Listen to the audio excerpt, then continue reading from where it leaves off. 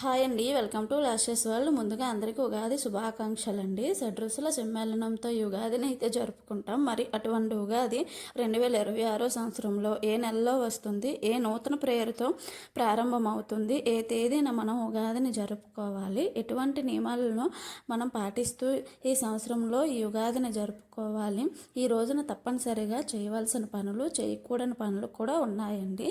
తర్వాత ఉగాది పచ్చడి చేసిన తర్వాత దేవునికి నైవేద్యం సమర్పించి మనం ఆ పచ్చడిని అయితే స్వీకరిస్తాం కదా, అప్పుడు చెప్పుకోవాల్సిన శ్లోకం ఏమిటి అంటూ ఇలాంటి డౌట్స్ అన్నీ చాలామందికి వచ్చే ఉంటాయి కదండి. అయితే నేను ఒక లాంగ్ వీడియో అయితే చేశానండి.